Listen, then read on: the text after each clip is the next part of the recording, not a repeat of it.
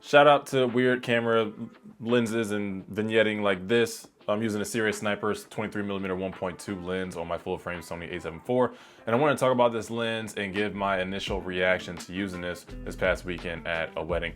Now, full transparency, this is not going to be a full in-depth review of this lens. I just wanted to talk about some of the things I noticed, some of the things I liked, and some of the things I disliked, if really anything. So without further ado, let's get right into it. If you don't know who I am, I'm Cameron. I'm a wedding photographer in Raleigh, North Carolina.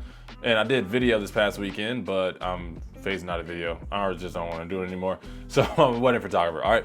But anyway, let's talk about this lens. Let's talk about some of the things that I like the build quality. It's very small, very compact, and it doesn't have a lot of customization on the lens. It doesn't have any buttons or any switches or anything like that. It's just the lens. The lens is how it comes. But the manual focus ring is really smooth to turn, and which I like. And the front filter thread, you have a 58mm filter, and on the back side you have a USB-C port for firmware updates. And the reason why this lens is vignetting so much is because it is an APS-C lens and I'm using it on a full frame camera. So in order to use this on a full frame camera properly, you're gonna have to shoot in APS-C mode or Super 35 mode, which I did this past weekend. I was shooting 60 frames per second, and on the a7 IV, you do have a crop at 4K 60. So I bought this lens so that I could get my 35mm focal length, which is my favorite. Now, in some shots that I was using this lens, I wouldn't say this lens struggled in backlit situations or struggled when the sun hit it, but it did have a significant lens flare. Now, this can be stylistic if you're the type of person who likes lens flares. But if you're not the type of person that likes lens flares, then this lens is not going to be the one you want to go with, because it is some significant when it comes to that light hitting the lens just right. But I will say I was pleased by this lens because it is really sharp and the autofocus is really good. I didn't have any issues with catching the eye or catching the face or whatever when I was working with my clients and trying to get them in motion.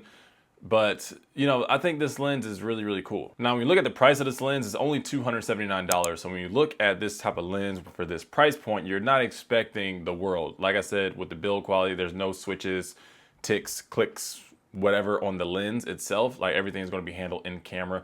And that's kind of what you're going to get out of a $279 lens, but that's fine. You can buy a trio of these, the 23, the 33, and the 56 for like $750, which is significantly cheap. And so I think this lens definitely is not one of those lenses you get if you are solely a wedding videographer. I think you're definitely going to want to go with G Masters or some upbeat, premium Sigma lenses. But I think for the hobbyist or the typical video, or if you just kind of want to go around and do this and do that with video, I think this lens is pretty good and pretty cool. And the client that I shot for this past weekend is not going to know the difference. They're not going to know whether I use a G Master or a C-Ray or a Sigma or a Viltrox. Like, they're not going to know the difference. And it looks good enough to get the job done. But I think for a workflow standpoint, you're probably going to want a more expensive lens or a heavier duty lens because of that.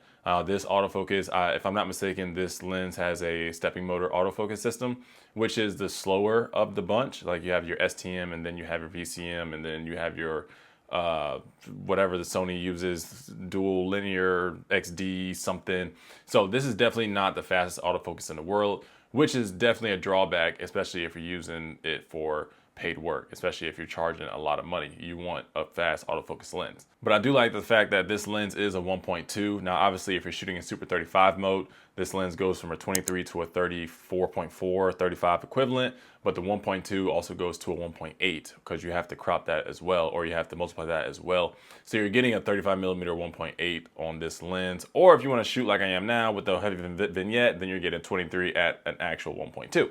So, I mean, shoot it how you will. But I think this works really well in low light situations as well. I was on a dance floor and I had to crank the ISO just a little bit, but it handled the dance floor well, handled all the lights well, and it gave me a pretty good image to use. And this is definitely a deliverable image to the client. So this is a real quick initial thoughts, reactions video to this Sirui lens, the sniper lens.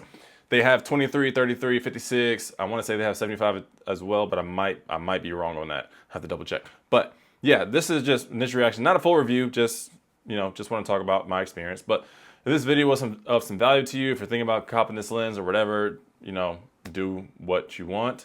Leave a comment down in the description below. Like and subscribe to the channel. There'll be more content. That's where this came from. Appreciate y'all. Holla at y'all next time. Peace.